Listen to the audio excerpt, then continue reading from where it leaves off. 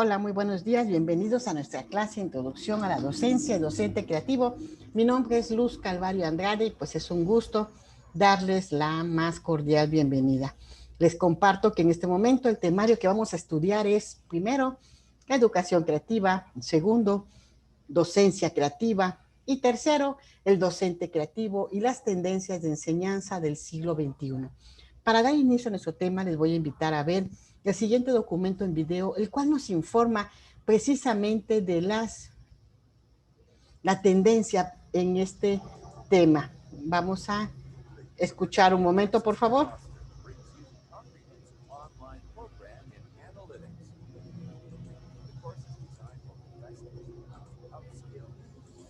Ahora sí, damos inicio.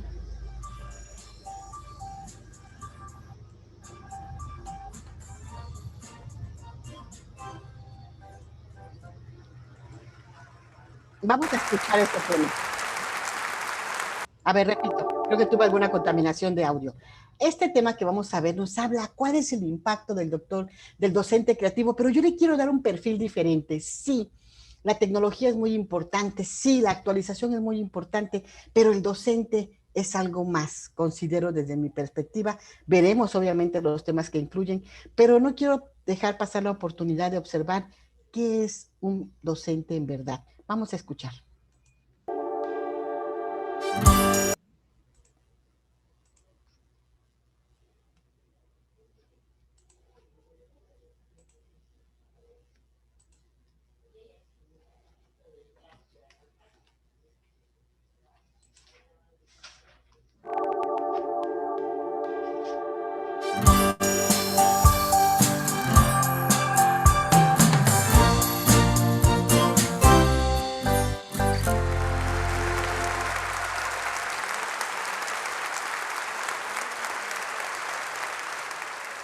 Era 1993.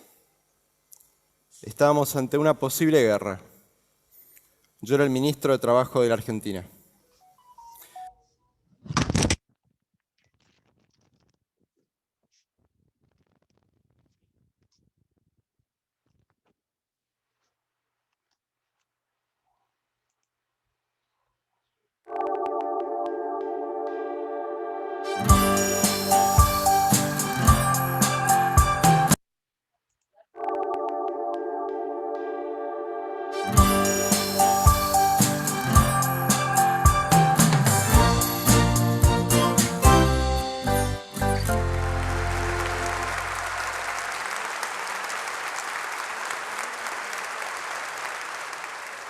Era 1993. Estábamos ante una posible guerra. Yo era el ministro de Trabajo de la Argentina. Recuerdo largas horas de reunión con el presidente, con el resto del gabinete, pensando qué políticas articular para sacar al país adelante, para mantenerlo en paz. Mi desafío como ministro de Trabajo era mantener el nivel de desempleo lo más bajo posible. Me reuní con sindicatos, me reuní con empresas. Fue muy duro. Fue muy difícil, pero lo logramos.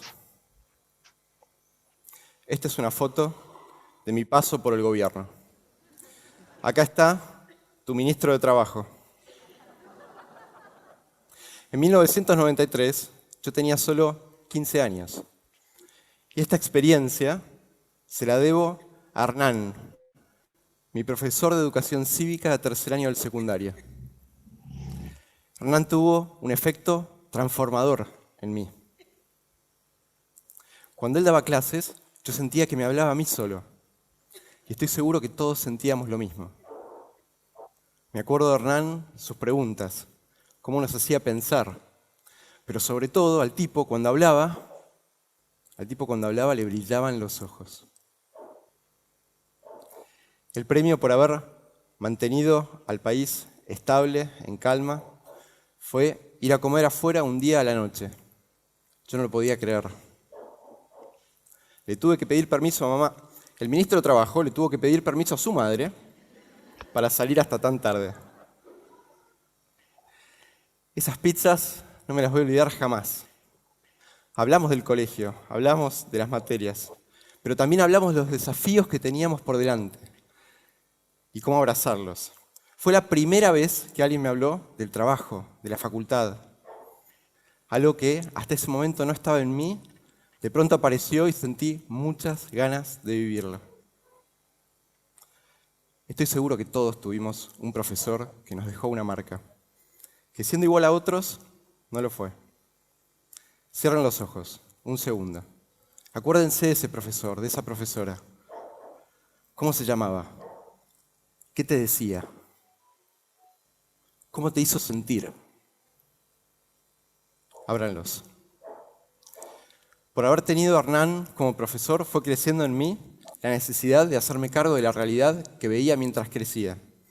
Y me di cuenta de que uno no merece las oportunidades, que uno no merece las enormes oportunidades que tenemos en la vida si no es capaz de luchar para que otros también las tengan. Yo a eso le llamo educación.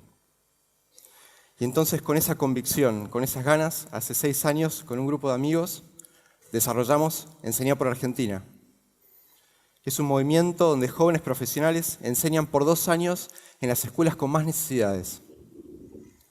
Ellos son abogados, ingenieros, economistas, este año hasta un licenciado en biotecnología, a quienes elegimos por sus excelentes notas en la universidad, por su desempeño académico, pero también y sobre todo por su capacidad para motivar, para liderar. Queremos sumar mucho talento y pasión a la educación. En estos años que llevo caminando la educación, me di cuenta de que hay algunas características comunes que hacen a estas personas especiales, como Hernán, como los profesores en los que pensamos recién. ¿Pero cuáles son? ¿Qué los distingue verdaderamente? Obviamente el compromiso, pero el compromiso hoy ya no alcanza, es el piso sobre el cual construir. Los distingue su sentido de posibilidad, donde todos los chicos pueden aprender, es incuestionable. Y los distingue su sentido de urgencia, donde cada minuto cuenta, también es incuestionable.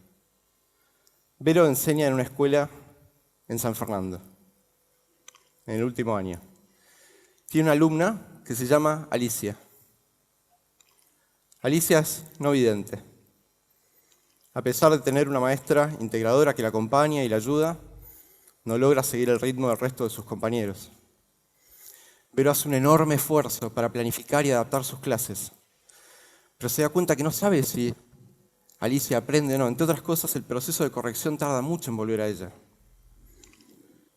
Y un día piensa y dice, el problema no es de Alicia, el problema es mío. Soy yo la que no puedo leer lo que Alicia escribe y produce en braille. Entonces, con la ayuda de los largos viajes de ida y vuelta a la escuela todos los días y una aplicación que se bajó en su teléfono celular, en 3 semanas aprendió braille razonablemente bien. Y ella me cuenta que volvía durante esas 3 semanas todos los días a su casa y agarraba los trabajos que tenía de Alicia y los corregía y iba aprendiendo. Y se daba cuenta cuánto mejor trabajo iba a poder hacer ella con Alicia una vez que avanzara un poco más. Y esas 3 semanas pasaron rápido hasta que llegó un día donde ella se sintió segura. Y cuando había terminado la clase y todos tenían que devolver sus trabajos, la miró a Alicia y le dijo, hoy tu trabajo te lo corrijo yo. Se hizo un gran silencio en el aula. En 12 años era la primera vez que Alicia escuchaba esas palabras. La emoción que sintió Alicia en ese momento yo no se las puedo describir en palabras. Ella les contó al resto de los chicos qué había pensado, cómo había aprendido y cómo eso estaba seguro iba a hacer que Alicia y en definitiva todo el resto del grupo avanzara. Y pasó algo que ni Alicia, ni Vero, ni nadie esperaba. Saber braille se volvió algo cool en el grupo. Y adivinen quién estaba ahí enseñando, quién era la maestra, quién se volvió verdaderamente especial. Alicia. Entonces eso tuvo un gran impacto en ella y en el resto de sus compañeros. Esta historia a mí me enseña que no hay imposibles en educación. Hay urgencias, hay que animarnos a abrazarlas. Pero hay otro par de características que hacen a estas personas verdaderamente especiales. Y es la capacidad de potenciar. Potenciar es animarnos como profesores a dar ese paso adelante, a ser modelos de los chicos, con todo lo que eso implica. Y al mismo tiempo la capacidad de inspirar, que significa saber cuándo salir del centro. Y darles todas las herramientas a ellos para que ellos sean los protagonistas de sus sueños. Martín Tincho enseña en una escuela nocturna en Villa Soldati. Tiene un alumno que se llama Brian. Brian tiene 16 años.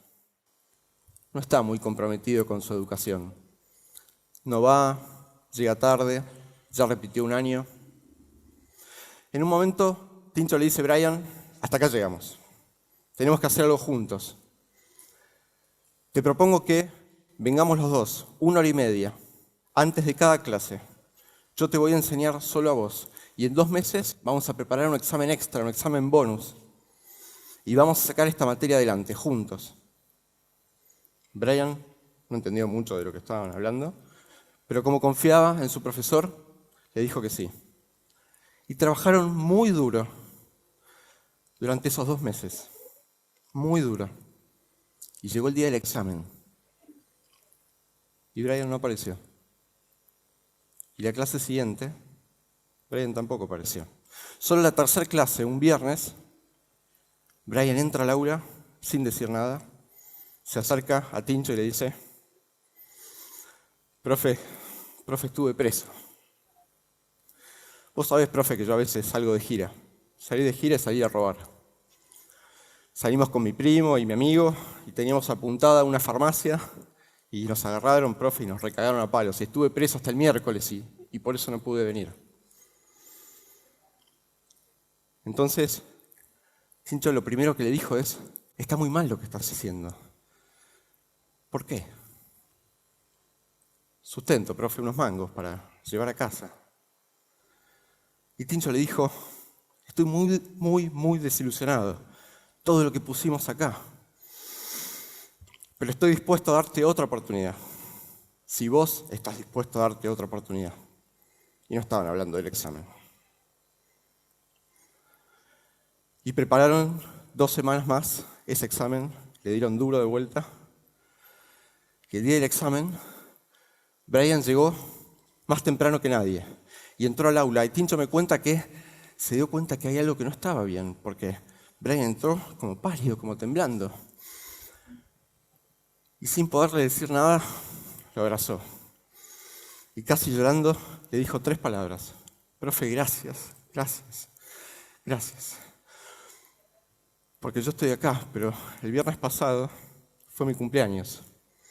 Y mi primo y mi amigo me vinieron a buscar. Porque teníamos que volver. En los códigos del barrio, cuando salís a robar y no robás, tenés que volver. Y como era mi cumpleaños, lo que sacamos, me lo quedaba todo yo. Y yo me acordé de usted, profe. Me acordé del costo-beneficio. Me acordé que usted me dijo que había que agarrar una hoja, trazarla al medio y poner de un lado lo que yo sacaba cada vez que salía de gira, que eran 2.000 pesos. Y por otro lado, tenía que poner cuánto valía mi vieja. Tenía que poner cuánto valía 25, 30 años trabajando, porque, profe, yo tengo amigos míos que trabajan, que ya tienen 16, 17 años y ganan 6.000, 7.000 pesos. Y, profe, me acordé que usted me dijo que pregunte cuánto vale mi vida. Y me acuerdo de ese ejercicio que hicimos y yo anoté ese número. Entonces volví a usted y les dije que no, que me quedaba piola con mi vieja festejando el cumpleaños. Y los chicos salieron. Y a mi amigo lo mataron, profe. Y mi primo está ahí luchando por su vida y yo estoy acá. Y lo único que quiero es dar ese examen y que me vaya bien. Y quiero pasar el año y quiero tener la vida que usted me dijo que yo podía tener. Una vida feliz, una vida que yo me merezco. Esta historia a mí me dice que no una charla, pero sí una persona te pueden cambiar la vida, te pueden dejar una marca. Y admiro la capacidad de Tincho para haber potenciado e inspirado la historia de Brian. Y no puedo esperar a ver a Brian en 5, en 10, en 20 años y ver en la persona en la que se convirtió. Cuando estas características se dan, estos casos se multiplican. Enseñar por Argentina puede ser un canal para que muchos chicos como Brian, como Alicia, se encuentren con profesores que le dejen una marca grosa en la vida. Y puede ser un lugar donde profesores, profesoras con mucha experiencia, con mucho olor a aula, con mucho conocimiento de los chicos, inspiren y a la vez se vean inspirados por los más jóvenes. Pero sobre todo puede ser un lugar donde creemos liderazgos que trabajen en red y que a partir de estas experiencias se comprometan de por vida con las injusticias que hoy afectan a los chicos que más nos necesitan. Hace un tiempo, Fernando, un director de una escuela en el Bajo Bulón donde trabajamos, me dijo: Oscar, ¿sabés qué es lo que más me impresiona de Teli? Teli es una profe de enseñar por Argentina. Yo pensé que me iba a decir cómo Teli planificaba las clases, que lo hacía muy bien, cómo llevaba actividades innovadoras al aula, cómo conocía a cada uno de los chicos con los que compartía todos los días. Pero no, me dijo algo que yo no esperaba, o tal vez sí. Me dijo: lo que más me impresiona de Teli es que cuando ella da clases, le brillan los ojos. Inmediatamente me acordé de Hernán, mi profesor de educación cívica del colegio, y me di cuenta que la educación, esa educación, transforma. Gracias.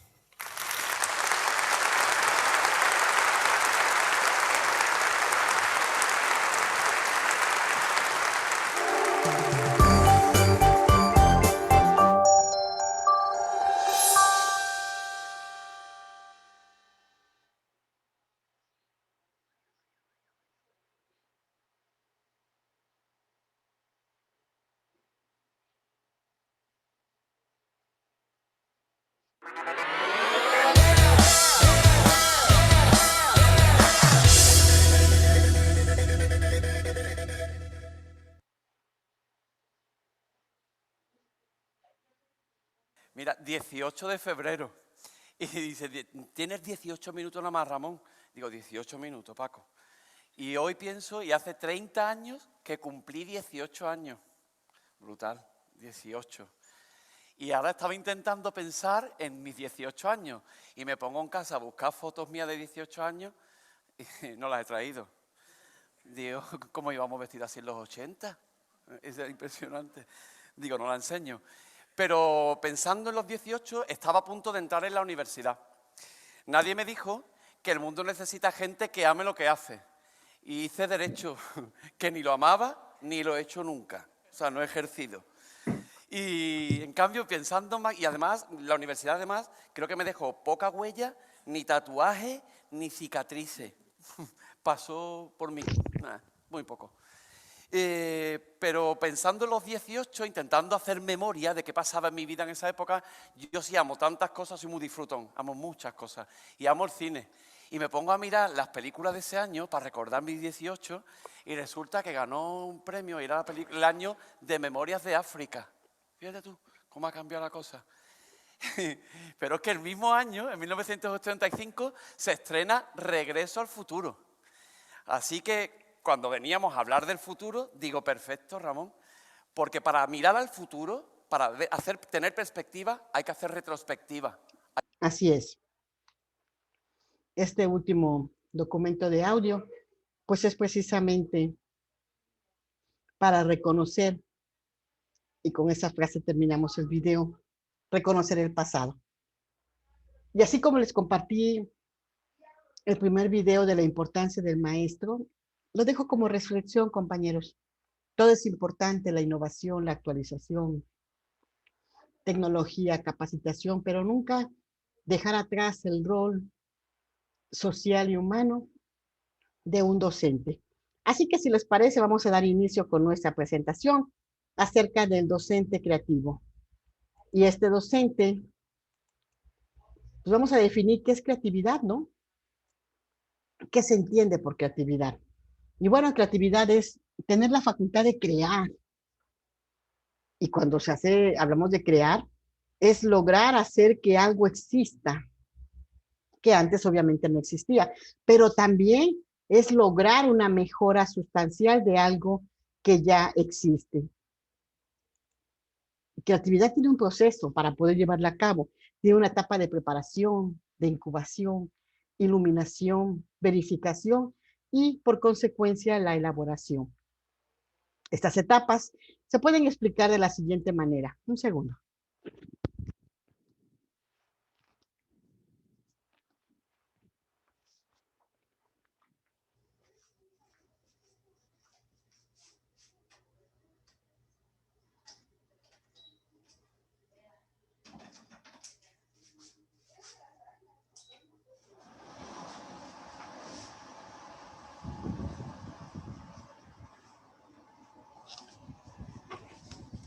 En la etapa de la incubación es donde se acumulan las ideas y se instalan e interactúan debajo de la conciencia.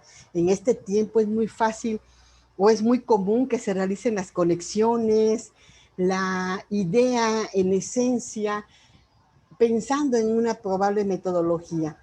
La iluminación es cuando dices, ok, sí es lograble, se puede realizar y se le conoce como iluminación. Empieza a tener sentido.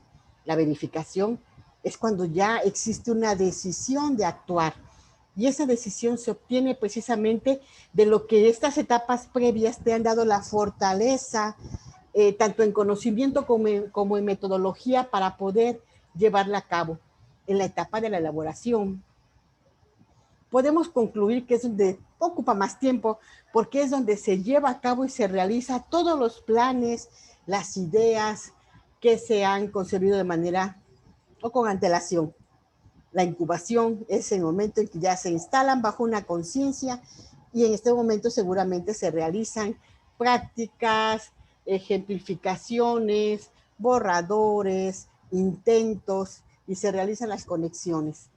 La iluminación, pues bueno, ya tenemos prácticamente toda la idea y la ejecución y por último lo verificas. Quiere decir que ya implementaste, ya lograste aplicar, realizar esa idea y empieza lo que es la etapa de la verificación, la elaboración. Decía Edison que la creatividad consiste en un 1% la inspiración y un 99% la transpiración. En esta etapa de la elaboración consiste en el diseño y es cuando una vez elegida la idea se empieza a pulir y a tomar forma realizando, por ejemplo, varios bocetos como nos lo plasma aquí esta presentación.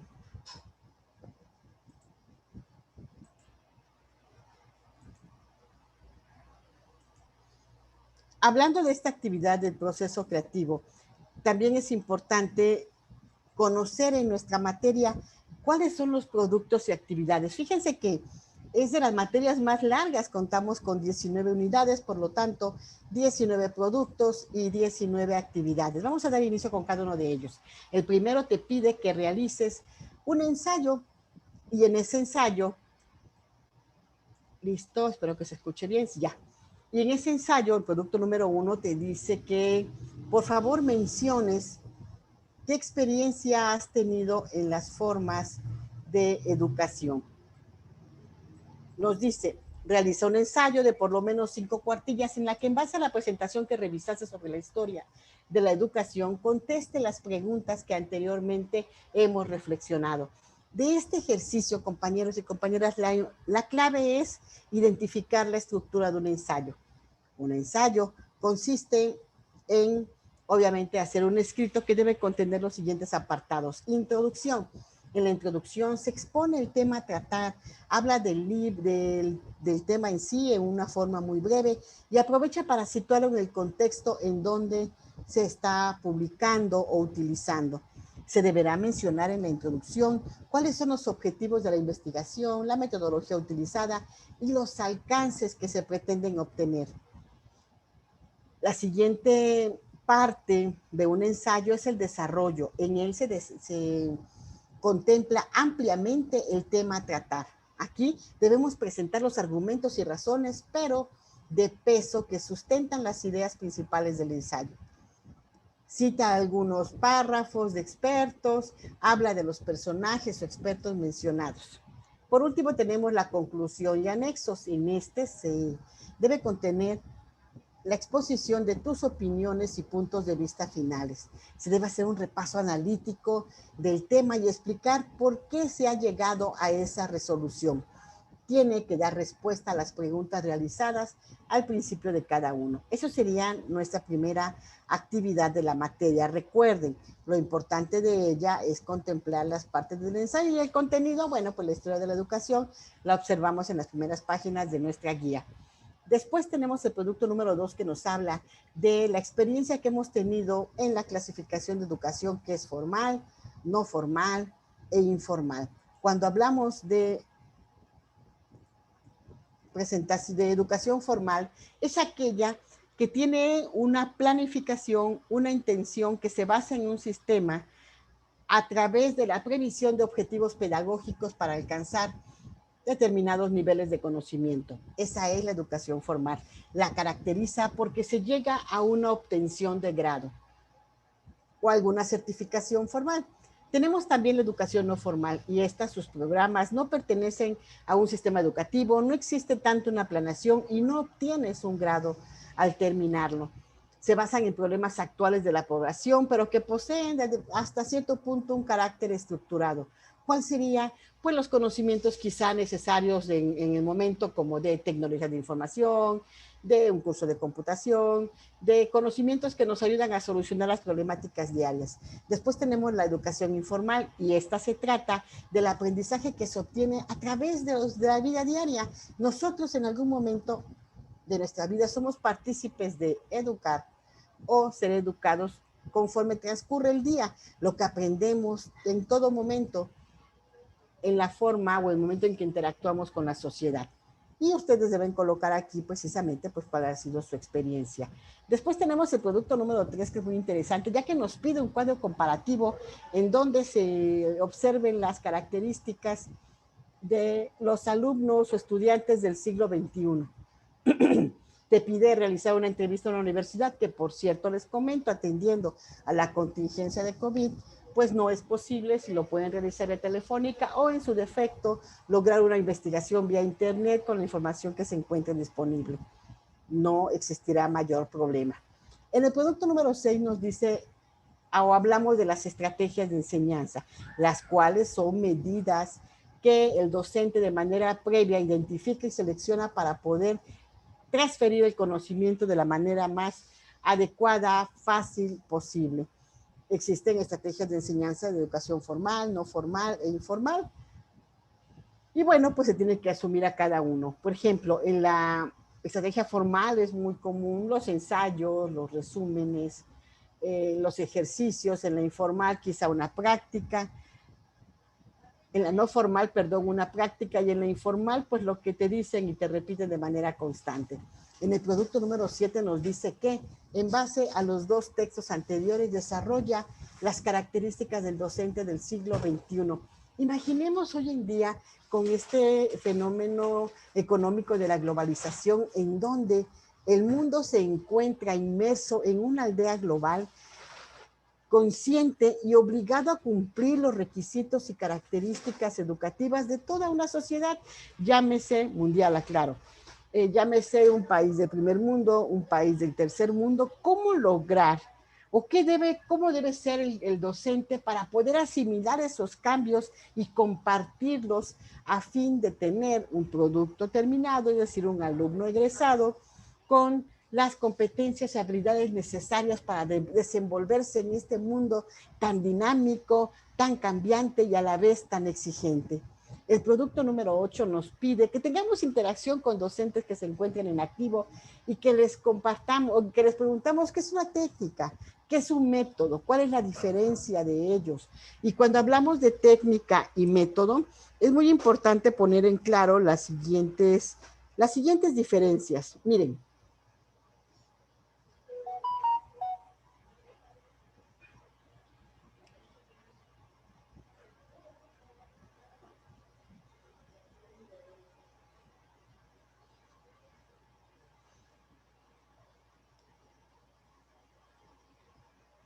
vamos a hablar acerca de la diferencia de técnica y método.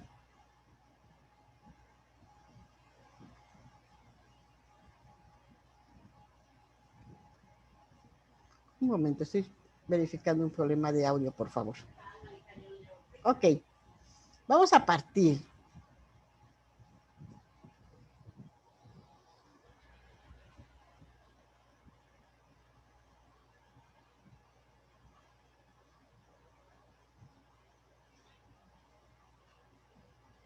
Sí, espero.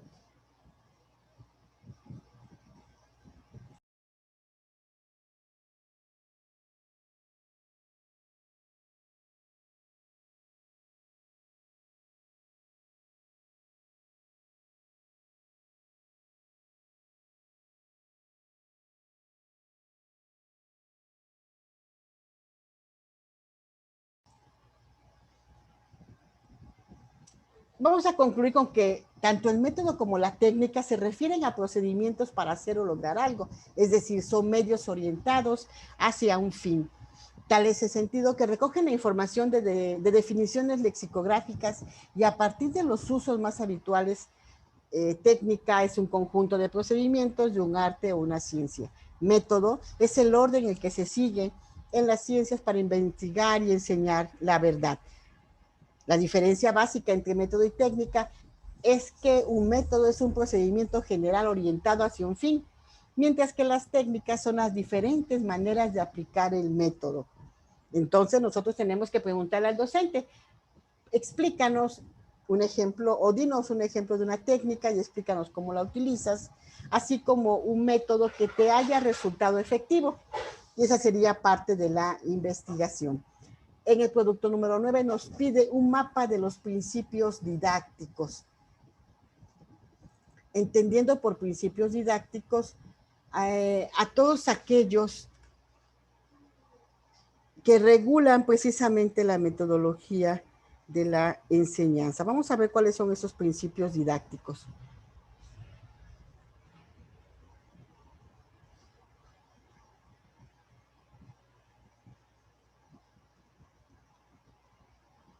Estos principios comprenden el carácter educativo de la enseñanza, pero también el carácter científico.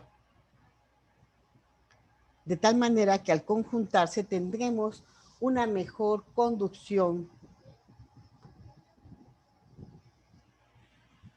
para conectar el carácter educativo de la enseñanza, el carácter científico, la asequibilidad, la sistematización y la relación entre la teoría y la práctica.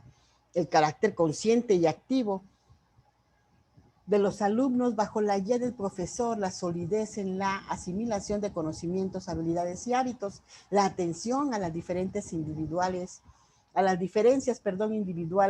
tanto educativos como personales, que impactan al proceso de enseñanza-aprendizaje.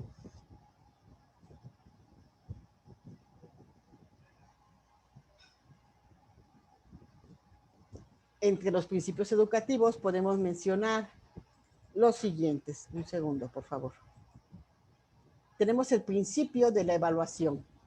Y este principio determina precisamente que es un proceso en el cual se identifica las dificultades que se hayan presentado para la comprensión del tema. Tenemos el principio de la transparencia y este principio nos habla precisamente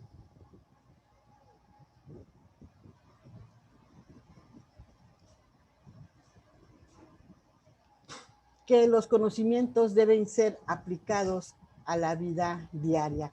El principio de la espontaneidad, que nos dice que cualquier proceso emprendido debe favorecer a las manifestaciones naturales del individuo. Tenemos el principio de participación y nos dice que el educando es la parte activa y dinámica del proceso. Si existe la participación, es más fácil que tengamos una retroalimentación y que identifiquemos cuál es el avance de los conocimientos que se han transferido. También tenemos el principio de la dificultad o el esfuerzo, y ese principio nos dice que hay que observar y ser muy cuidadosos al momento de reconocer las situaciones que presentan cierto nivel de complejidad para poner la atención necesaria y lograr que sea superada esa barrera, esa limitante. Tenemos el principio de la realidad psicológica, la cual nos dice que se debe utilizar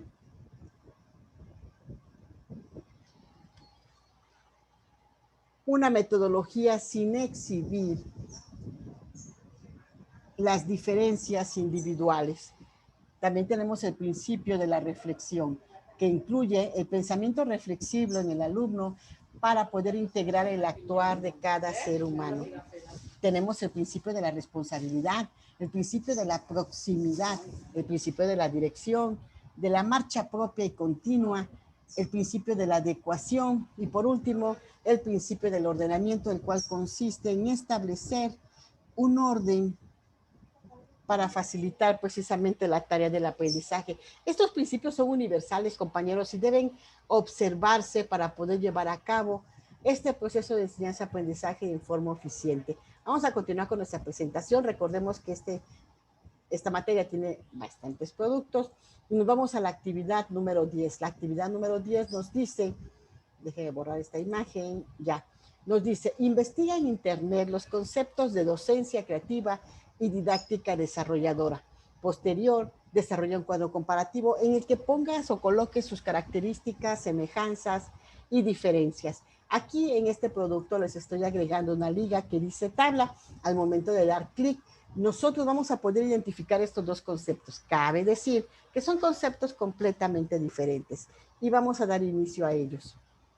Tenemos lo que es la docencia, está cargando un segundo, la docencia creativa. Se dice que el docente creativo no impone a los estudiantes el conocimiento de manera vertical. Es sensible a sus necesidades y conoce cómo aprenden. Trabajan con ellos como guía y facilitador. Su finalidad es despertar en ellos el interés por aprender y la sensibilidad para hacerlo de manera creativa, especialmente para quedarse en esas etapas de divergencia y evolución de alternativas y posibilidades del proceso creativo. La didáctica desarrolladora, por su parte,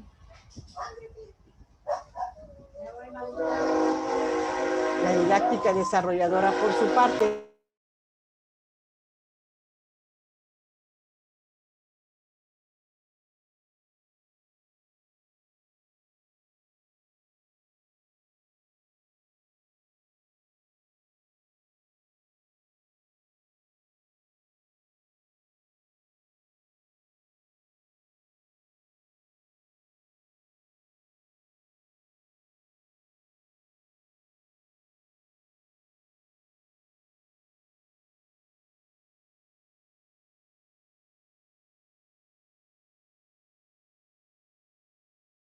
didáctica desarrolladora nos habla del proceso sistémico de transmisión de la cultura en la institución.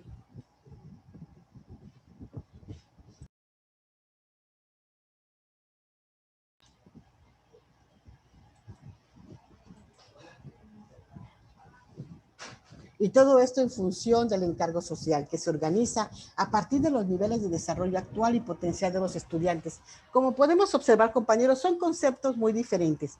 Me queda claro que las semejanzas y diferencias pudieran ser nulas o mínimas, así que, bueno, pues posterior a esta explicación de las definiciones de docencia creativa y didáctica desarrolladora, les invito a completar la consigna.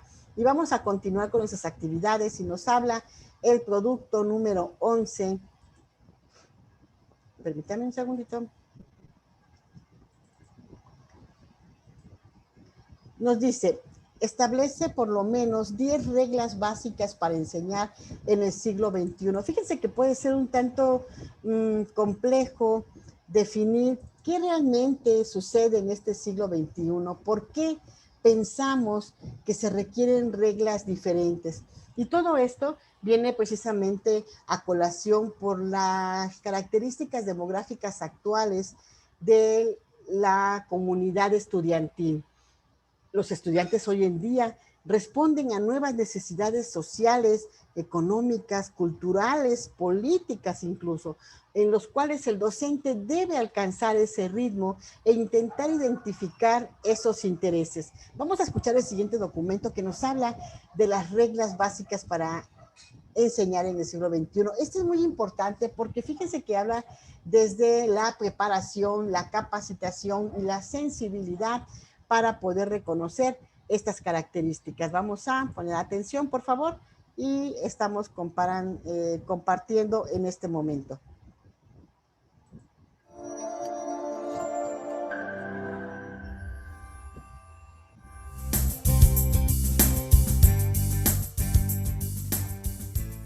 Bienvenidos. En el día de hoy vamos a estar realizando un primer acercamiento a la educación del siglo XXI, para lo cual es importante apuntar que esta es un tesoro para cualquier sociedad y la base para el desarrollo de un país. Sin embargo, muy pocos la asumen como una prioridad. Cabría añadir entonces que el siglo XXI se abrió al mundo en medio de la transformación y desarrollo de la era informática, por lo que los recursos tecnológicos fueron elementos claves para los cambios que la educación tendría en su función de transmitir valores.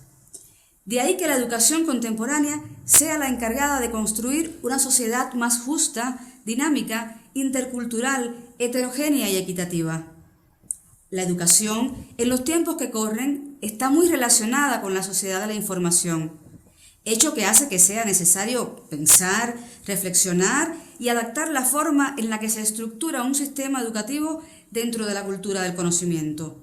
Sobre todo si se tiene en cuenta el tipo de individuo que esta sociedad necesita y que la educación tiene que formar para que sea su continuadora.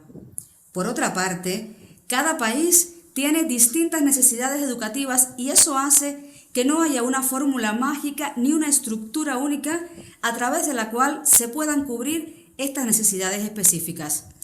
Pero lo que sí está claro es que en el siglo XXI la educación, como motor impulsor del desarrollo a nivel global, necesita tener en cuenta algunos elementos que son comunes y que intervienen en la transformación de cualquier sociedad. En primer lugar, y en función de apoyar el constante desarrollo del mundo actual, se hace evidente que la educación debe ser flexible y estar lo más alejada posible de los modelos de enseñanza rígidos y severos, ya que los niños y jóvenes deben ser capaces de adaptarse a los nuevos contextos y circunstancias que sobrevienen con las constantes transformaciones de la tecnología y, por ende, en la sociedad. La educación del siglo XXI necesariamente debe promover valores sociales tales como la equidad, la justicia, la ayuda humanitaria, la cooperación, el cuidado del medio ambiente, la libertad, la paz y la responsabilidad. Pues de esta manera se formarán los hombres del mañana con una conciencia clara de lo que se quiere construir, cuidar y salvar de este mundo en el que vivirán las próximas generaciones. Y justamente por eso es que otro de los elementos que debe ser inherente a la educación de este siglo es la inclusión de un modelo de desarrollo sostenible como meta para todos. La educación, como base social integral, no debe ser la continuadora de la ruta del desarrollo que marcó la revolución industrial en otras décadas. Le corresponde a los niños y jóvenes de hoy velar por la conservación de los recursos naturales y contribuir a la sostenibilidad de la tierra. Y esto solo se podrá lograr si se tienen estas necesidades como base inclusiva dentro del proceso educativo. Dicho esto, se hace indiscutible que la inclusión social en la educación es uno de los retos y el eje significativo para establecer políticas educativas y didácticas que hagan posible el funcionamiento sostenible y la concienciación de los estudiantes como individuos sociales inmersos en la defensa de nuestro día a día, así como del futuro de nuestro planeta. Ahora bien, si se tiene en cuenta que la educación actual es responsable del futuro de las nuevas generaciones, sería importante considerar como uno de los retos de la educación contemporánea que las instituciones educativas se conviertan en líderes de la cultura digital para fomentar la construcción de un sentimiento de comunidad basado en los recursos digitales, los cuales permitirán ampliar y mejorar el aprendizaje desde y hacia la pedagogía. Sobre todo si se tiene en cuenta que la educación se basa en la combinación de tres factores que intervienen en el proceso de aprendizaje. Ellos son los contenidos, la enseñanza y la tecnología. Es por eso que se hace necesario que los centros educativos estén conformados por profesores con sólidos conocimientos de los contenidos que se impartirán. pero también deben estar permeados de las competencias pedagógicas y del manejo y aplicación de las herramientas digitales y tecnológicas, porque es el único modo de implementar y contribuir a un conocimiento que esté a tono con el desarrollo de la información moderna. En otras palabras, es necesario direccionar la pedagogía hacia una relación estrecha con las herramientas que nos ofrece la tecnología. Todo esto lleva consigo cambios estructurales e internos en los procesos educativos y en los tipos de evaluaciones como parte integrante de los instrumentos de valoración cuantitativa y cualitativa. Las evaluaciones deben ponerse en función de las nuevas posibilidades. Por eso, el aprendizaje de las TIC debe plantearse metodológicamente desde otro punto de vista y en función de lograr el dominio de las competencias inherentes al hombre nuevo y que se está formando, y no solamente la adquisición de conocimientos. Estos logros tecnológicos pueden ser usados no solo para crear habilidades y destrezas en torno a los conocimientos adquiridos, sino también desde la activación de conocimientos previos que ayuden a los estudiantes a fomentar su creatividad. Por eso el sistema educativo debe tener como reto favorecer y generar las condiciones para que los estudiantes desarrollen su mente y sus expresiones. Por eso es necesario crear en los estudiantes un sentido de espacios propios y hábitos de estudio independiente, que va de la mano con la posibilidad de que este estudiante sea algún día un hombre libre de pensamientos, comprometido con la sociedad y capaz de luchar por la convivencia pacífica y el cuidado de todo lo que le rodea. Pero esto no será posible sin un proceso de enseñanza que abarque el ciclo de aprendizaje, la formación y la profesionalización. Y para que esto se cumpla, no es solo el sistema educativo el que debe encargarse de promover sus principios. También deben incluirse las instancias culturales, científicas y empresariales que estén convencidas de que no solo se educa en las instituciones. Entonces, cabría preguntarse, ¿cómo debe ser la educación en nuestros tiempos? ¿Cuál sería el papel del educador en medio de las transformaciones sociales y tecnológicas? Y la respuesta se viene con toda la claridad posible. El educador debe estar a tono con el tiempo que le toca vivir. Debe ser dinámico y flexible. Debe estar en capacidad de resolver problemas relacionados con su entorno próximo y estar en continuo proceso de aprendizaje. El profesor de estos tiempos no debe ser solo el espejo en el que el estudiante se ve reflejado. Debe ser también ese ser humano que aprende de su entorno y de su espacio sociocultural que no deja nunca de cambiar. Este ejercicio de retroalimentación entre el educador y su realidad y el educador y sus estudiantes debe conformar una relación liberadora y no de poder y disciplina, pues a partir de aquí se generan y comparten herramientas importantes para la vida por su interacción con la sociedad y el momento que le ha tocado vivir.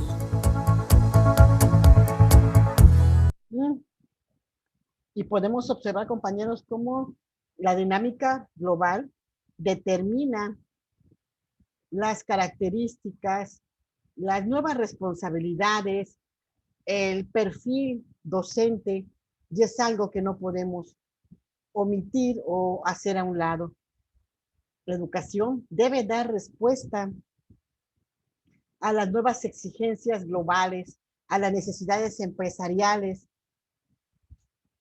Debe dar respuesta también a los cambios culturales, económicos y políticos del mundo. Y hoy en día no podemos dejar fuera el aspecto salud, porque sin duda ha existido una nueva forma de dimensionar la educación y la enseñanza.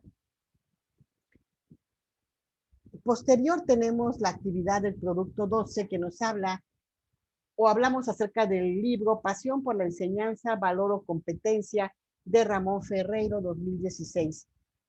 Este libro nos informa acerca de cuál es la labor y la responsabilidad social del docente, que era principalmente un complemento al primer video asignado. ¿Cómo determinamos que además de impartir conocimientos, cómo podemos orientar y formar parte de la vida de los estudiantes? Es muy importante reconocerla y observar las características que debe tener un docente apasionado de su profesión, pero también entendemos que existen necesidades y condiciones laborales y políticas que pueden dificultar este sentimiento de comunión docente-alumno.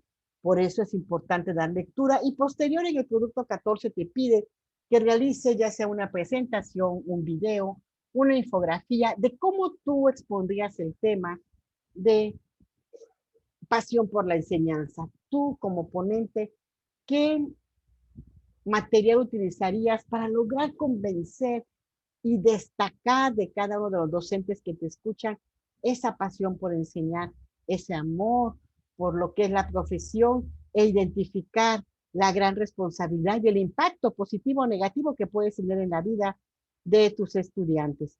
Después tenemos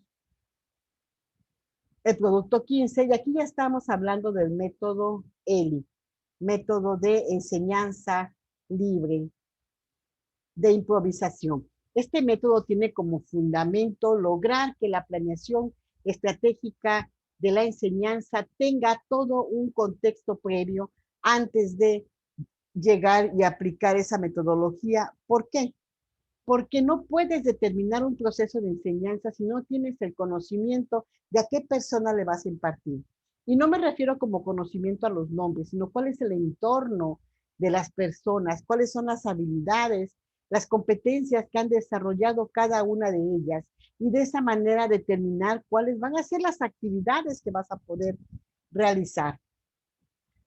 Se te pide que en cualquier actividad, ya sea reunión familiar, una receta, un evento, utilices la metodología ELI paso a paso de manera explícita y detallada, así como presentar las soluciones o las conclusiones de este ejercicio. La primera etapa de la metodología ELI, enseñanza libre de improvisación, es el momento A. Y ese momento A se determina como la ayuda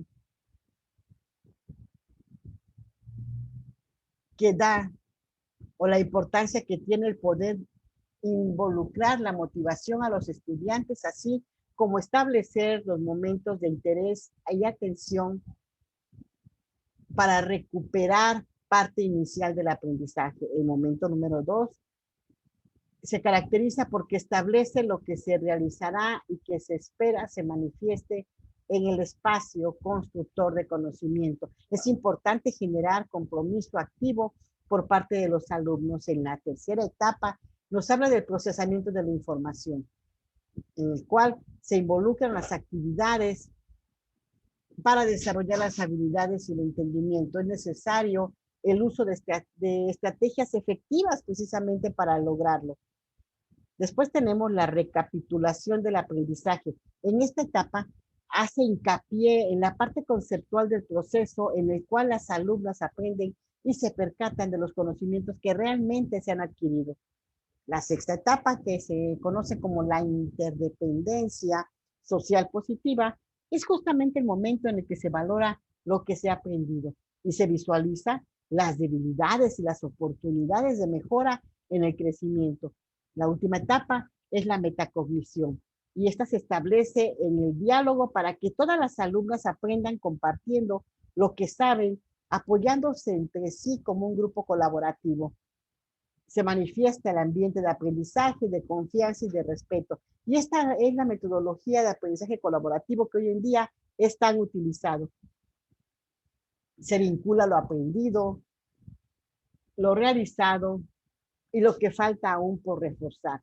Se hace un análisis profundo de la manera de trabajar y aprender para que las alumnas puedan crecer a partir del procesamiento introspectivo y analítico. Entonces podemos concluir que los momentos del método de enseñanza libre de improvisación es el ambiente favorable, la orientación de la atención, el procesamiento de la información, recapitulación del aprendizaje, evaluación del aprendizaje, la interdependencia social positiva y la metacognición.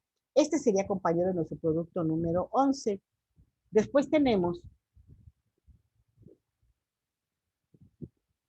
un tema muy interesante que habla de la pedagogía y la didáctica y nos pide un ensayo de cada uno de ellos.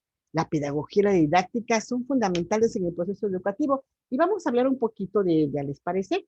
Un segundo, por favor.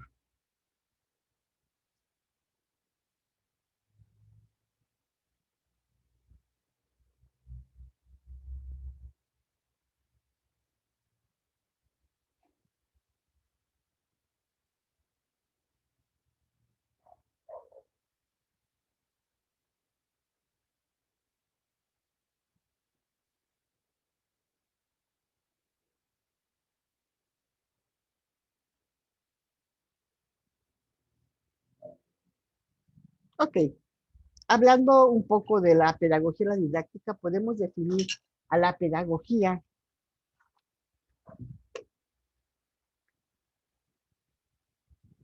a la ciencia que se ocupa en la investigación de cuestiones globales de la educación. La razón de esto es que lleva consigo un aspecto de beneficio social.